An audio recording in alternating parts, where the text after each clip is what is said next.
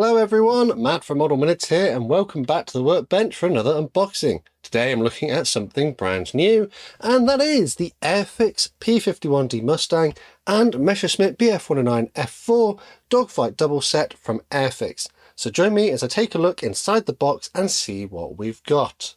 So starting off on the front of the box, we can see we've got this rather attractive image of the aircraft in a dogfight here. I do think that perhaps the colouring is a little bit oversaturated compared to normal Airfix kits, but then again it could just be the printing on here. The red in particular on the side seems a little bit more vibrant than normal, and in certain lighting conditions I do find this artwork a little bit hard to see. Over here on the left hand side we've got two images of the actual aircraft which are included, indicating that each aircraft only has one paint scheme. And then over on the right hand side we've got some more information stating that we do include 9 acrylic paints, 2 brushes and 1 little tube of poly cement.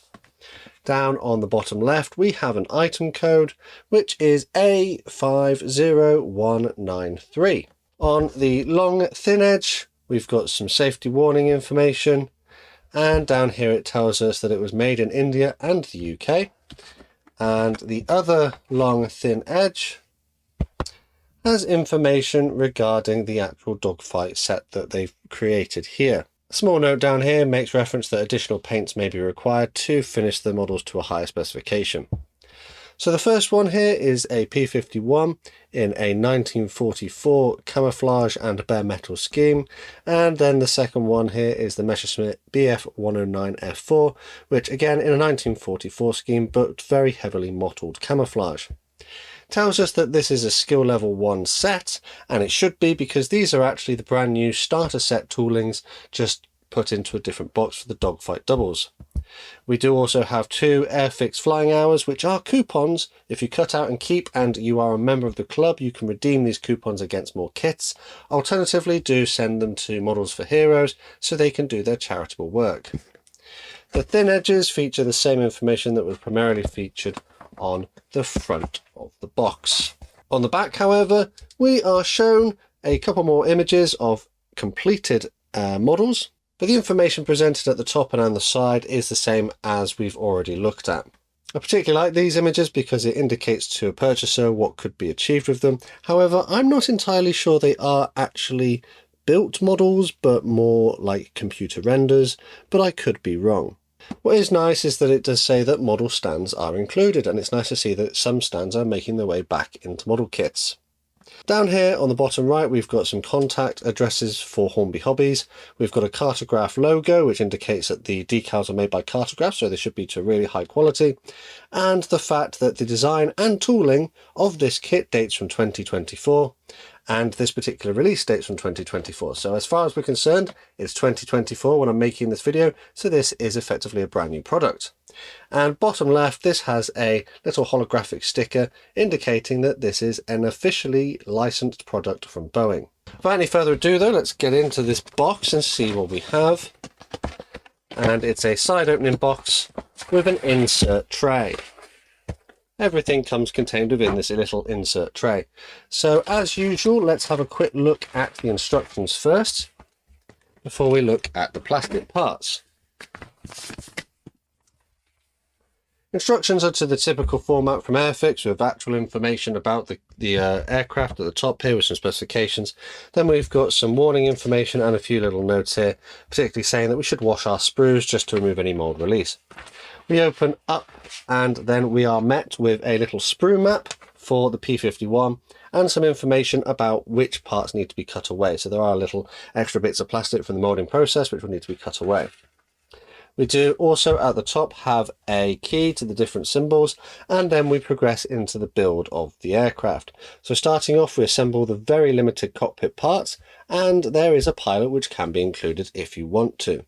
Different parts of the instructions are highlighted in colour, which is beneficial when you come to build this, so you know which parts need to be painted, and in particular the yellow areas are where to apply glue. So if you're a beginner, and as mentioned this is a beginner tooling, so it's specially designed to be easy to build. We then assemble our fuselage halves and then progress to join together our wing surfaces, which are then glued onto the aircraft. Our tail surfaces can be glued in, and there are also engine exhausts, and then we can do our landing gear. So now this aircraft does have the option to have the main landing gear in a lowered condition or in a raised condition. However, eagle-eyed viewers may be able to spot that there is no option to display the tail wheel in a raised position, which is absolutely mind-blowing to me, because in real life, when this aircraft was in operation, the tail wheel would also retract into the aircraft and the little doors would close. And if we just for a moment take a look at the box artwork, you'll notice that the tail wheel is indeed retracted inside of the lower side of the aircraft. And then if we turn over, you can see that the artwork here additionally doesn't have a tail wheel sticking out. And then here on this rendering, I suppose, either they've very carefully hidden the fact that the tail wheel is sticking out behind the horizontal stabilizer there, or it's not there. So for a brand new 2024 tooling, which is supposed to be designed as a beginner's kit, having the option to not raise the tail wheel and it forever being sticking out does seem a very strange decision to me, especially as we progress through, you see we can add drop tanks if we want to, and then we do our propeller. The canopy, quite cleverly, just needs to clip in without glue. But here we have our display stand, and personally I like to display my aircraft flying if a display stand is included, so that means landing gear retracted. However, if I build this kit exactly as per the instructions, it will always have the tail wheel sticking out. This is a very disappointing design choice, when it could have very easily been modelled onto the aircraft to have it being in a raised position.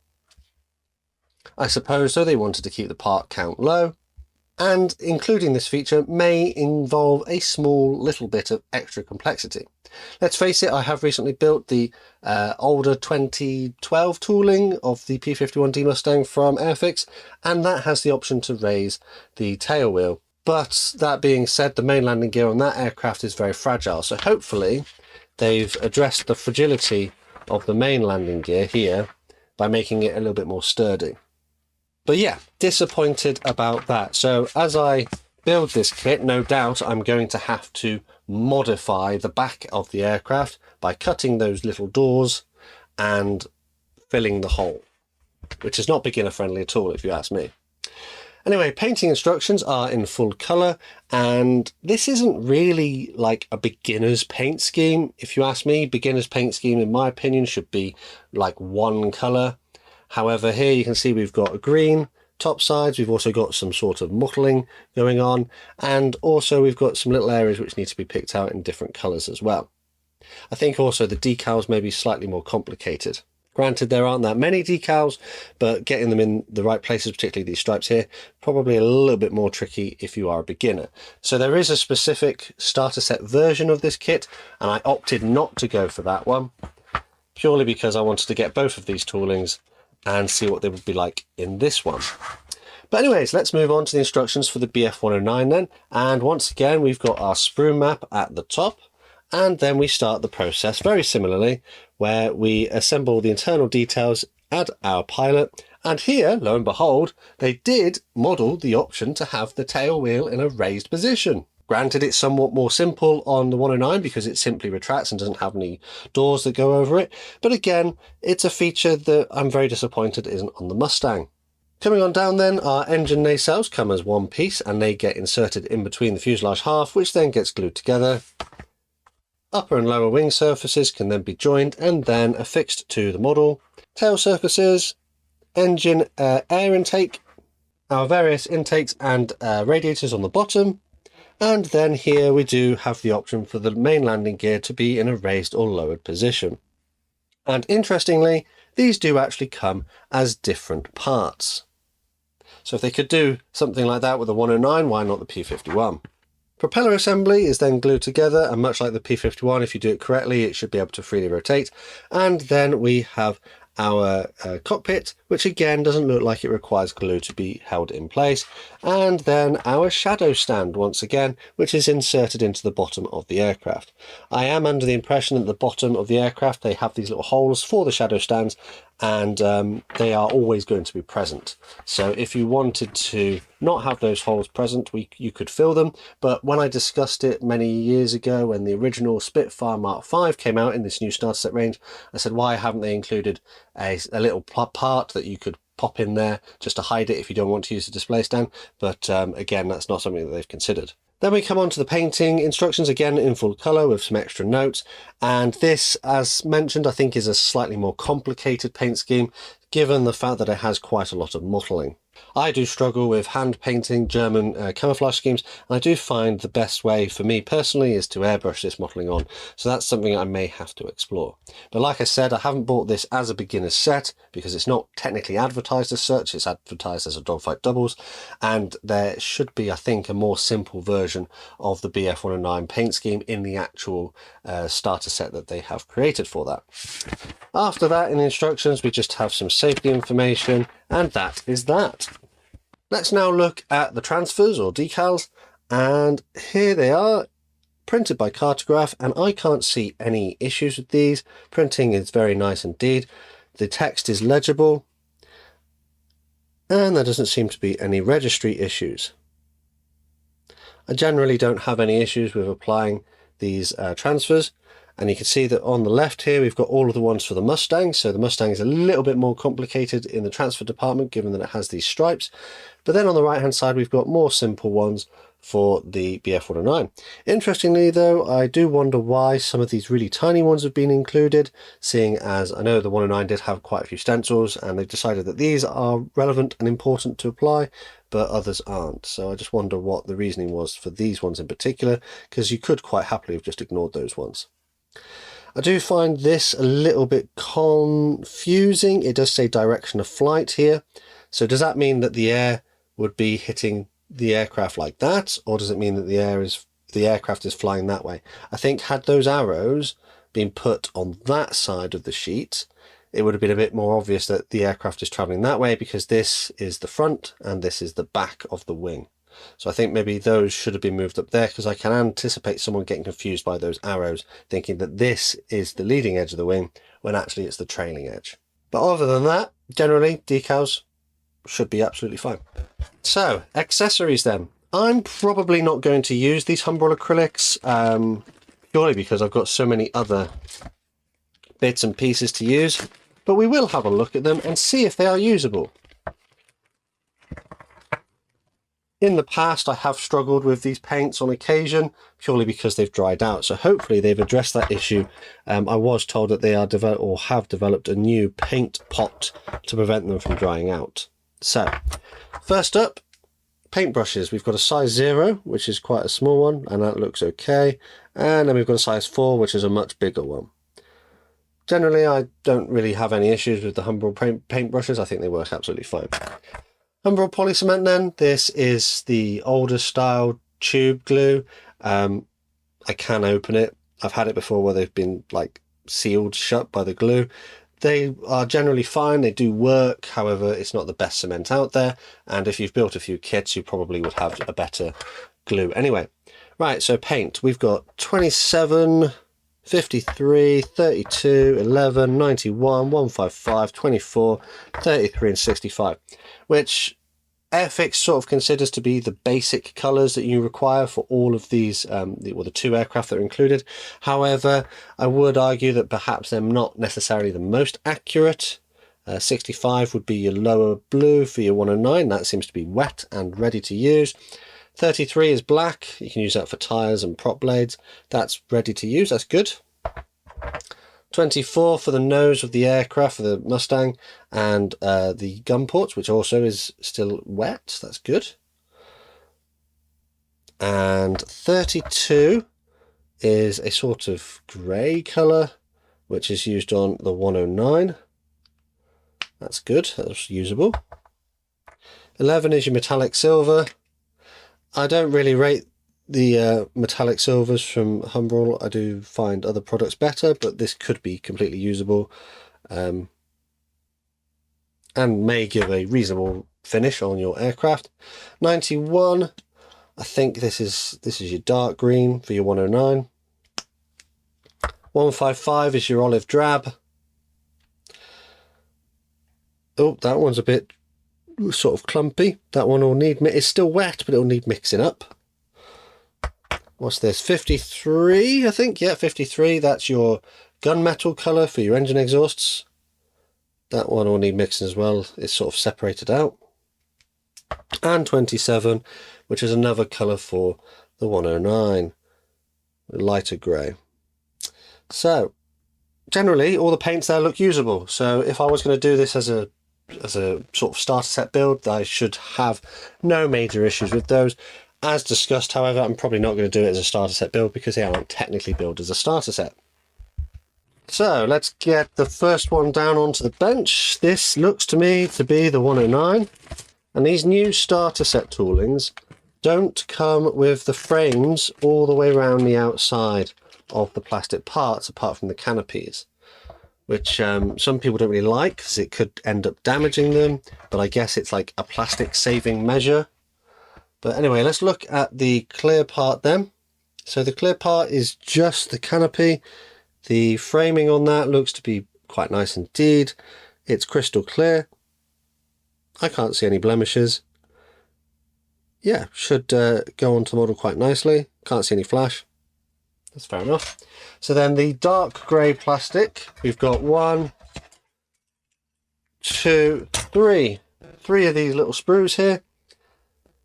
As mentioned, people would prefer to have the outside framework just to keep these sprues nice and safe, but everything seems to be on the sprue and present and correct. So the plastic does feel a little bit greasy. It may benefit from a wash. It's quite dense. There's not much flex in it. I wonder if you bent it too hard, it would just snap rather than just bending. So on this sprue then, we've got our Bf109, which features a reasonable level of recessed and raised detail.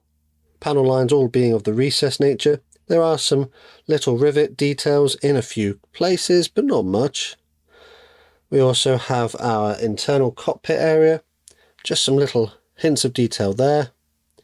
The other fuselage half is the same kind of deal. We've got our spinner assembly parts here.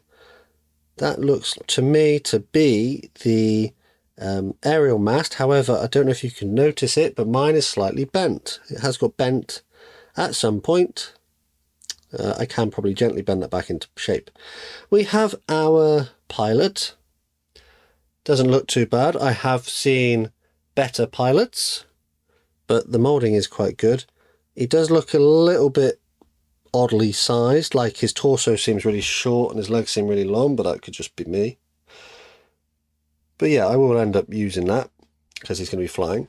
On the inside then of the cockpit, we have a little bit of detail, but not much. But it's mostly just a hint of it. So yeah, not too bad. Then we have our lower wings.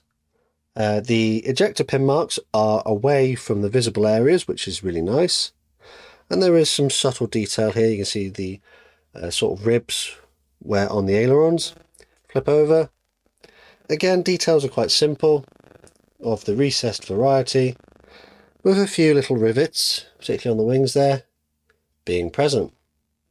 So yeah, not too bad. As mentioned, this is built as a starter set, or a beginner tooling, so it's not designed to be complicated to build. Here is our arm for our shadow stand. And then on the last sprue then, we've got our base of our shadow stand, which I'll probably just spray black. Our horizontal stabilizers, which again have some nice subtle rib detail in there and a few little rivets. And then we're met with our landing gear and radiator components. And the landing gear legs do come as single pieces, so it will take a little bit of careful painting to pick out the various elements there. But generally, really nice looking bits of plastic. Details are quite good, and there's not anything that I can see in the way of flash. So yeah, that should be quite a nice kit to build. So let's wrap that one up. There were 3 grey plastic sprues of a decent quality, but of a very simple kit, plus your 1 cockpit canopy. Let's now take a look at the Mustang, which comes in its own separate bag. Ow, just stabbed myself. the absolute hazards, the health and safety hazards that we have to undergo as scale modelers. Right, let's have a look in here then. Once again, we have one little sprue which has our cockpit canopy on, and let's take a look at that. Yep, just like the 109, this is done to a very nice quality. There is a small blemish on the top, but I can just gently rub that away, so it must be just a bit of dust or something. The plastic is very nice and clear. The canopy lines are reasonably raised, so you should be able to follow them if you're going to mask this or paint it by hand. Yeah, very nice looking bit of clear sprue.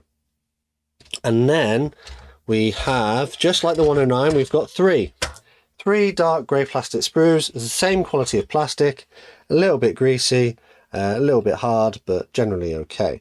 So on this one then, we've got our, oh careful, we've got the upper and lower wing surfaces, and you notice they come as two parts, so you just glue them together. As with the 109, recessed and raised details throughout, very similar to the other Mustang that I've built not long ago. However, you would be able to notice that the pylons for the drop tanks are pre-installed, so there's no option to have this without the pylons on there unless you cut them away. Additionally, one other thing that I've noticed is that the landing gear doors here are moulded in position, and it was quite typical that they would close after the landing gear had been lowered. However, on the other Mustang that I've had from Airfix, these come as separate parts and you can position them open as well if you want to. But yeah, a little bit of detail on the internal landing gear bay there as well, and the ejector pin marks are all strategically positioned where you can't see them. Here's our stand arm for our display stand. And then we have on this one the lower portion of our shadow stand. Again, I'll probably just spray paint that black. Our annoying tail wheel, which looks to be very similar to the one that was in the other P-51 kit. Drop tanks that come in two halves. Our landing gear wheels, which seem to have a flattened side on them. Our engine exhausts, which have left and right imprinted on them so you don't get them the wrong way around. And our landing gear legs, which do seem a little bit more sturdy than the previous P-51 I've built. Again, there's not much in the way of flash on here that I can see. And now we come on to the final sprue. So here we've got our two fuselage halves, and the details again are of the raised and recessed variety, and there are some subtle rivet details in various places. It's very similar to the other P-51 tooling they have, just considerably simpler. We have our pilot's chair, parts for the prop assembly, and then our pilot. And this seems to be the same pilot that was included in the Spitfire Mark V, and I did find him to be a little bit under scale. He does look a little bit small. I mean, if we compare him to the 109 pilot, yeah, look, the 109 pilot is considerably bigger, noticeably so. So yeah, I would say that the 109 pilot is closer to scale, and the Mustang pilot he's tiny. I mean, you could even, because I know the 109 didn't have like a smaller cockpit than the Mustang. Like they could technically be swapped over, but yeah, that's a little bit frustrating that they're still using this very small figure and they haven't scaled him up a little bit. And then we come on to our internal cockpit details, and it's all just one piece. The other P-51 had bits which you had to glue onto it. Our prop has a small amount of flash on there, which I've just knocked off. And then our tail surfaces. Generally looks pretty good. Internally, same sort of deal. There are some small details, but not that much. And then we come to the annoying part, which is the tail wheel area. And you can see that the landing gear doors here are molded in the open position, which goes back to what I said. You'll have to cut these off, fill the hole, and I don't know, not be so much of a beginner if you want to have your aircraft flying accurately with all of its wheels raised. But that's pretty much it. So we've got those three grey sprues for our Mustang and the clear sprue as well. So to wrap everything up, we had all of our parts for our Mustang, all of our parts for our 109, a very nice set of transfers printed by Cartograph, a bag of accessories including 2 paintbrushes and some paint which is all wet but some of them will need mixing up, instructions that are easy to follow and printed in colour, and all of that came within a beautifully illustrated box, but I do find the saturation to be a little bit off, and in certain light levels it would be hard to see what the subjects are in the image. But I think it's probably time to talk about the cost of this kit. How much would you be paying for this brand new 2024 tooling and release of this kit? Well, on the Airfix website, this is retailing for £19.99. Naturally, I did have this as a pre-order, and when a pre-order goes through, they send it out as soon as it's ready, and they do put shipping onto that. So I spent just over £23 all in with shipping to get this onto the workbench today. Generally, if you don't count the shipping and you consider the base price of this at £19.99, you're paying £10 per model effectively, and you get the paints included. So that's not a terrible price, especially when you consider the fact that these 2 kits retail for £11.99, so just shy of 12, in their individual starter set boxings. So if you did want to get these kits together, it is slightly better value to get them as a Dogfight Doubles. But as mentioned, the kits included here I don't really think are particularly beginner friendly, given that the paint schemes are a little bit more complicated. For example, the starter set 109 is generally a sort of grey-green all over the top surface and a light blue underneath, and the Mustang is generally pretty much just all silver without that slightly more complicated green. And to the best of my knowledge, it doesn't come with the D-Day stripes, so it is an easier kit. I do particularly like the fact that shadow stands are included, and I know a lot of people have been asking for display stands to come back for a while now. I know not everybody likes them, but personally I'm glad they're in there. As mentioned though, a couple of small issues, particularly the Pilot and the P-51 being a little bit under scale, and also the fact that you can't have the tail wheel in a raised position without considerably editing the kit yourself. I do find that a little bit annoying, and not necessarily a feature that I would expect from a beginner's type kit that was tooled and released for 2024. But hey, what do you think of my review, and do you agree with some of the points I've pointed out here? Would you be interested in getting either of these kits, perhaps as the Dogfight Double, or as their individual offerings? Let me know what you think down in the comments below. Personally, I'm probably going to build these as a sort of out-of-the-box kind of build, but I will probably airbrush them so I can get the modelling and things a little bit more accurate. Perhaps I'll use these to try out a new airbrush or something like that. Before I sign off though, I think it's time to say a massive thank you to my Model Club members on screen now. Massive thanks to these guys on screen for the extra support they give the channel. And if you'd like to join them, take a look at the links in the description on how you can pledge your support. Alternatively, there are other ways to help support the channel if you enjoy what I do. Again, full information is underneath the video. The best way to support this channel for free though is by subscribing with notifications turned on so you never miss a modelling upload. Finally though, the last thing to say is a massive thank you to you for watching this one, and I'll see you on the workbench again next time.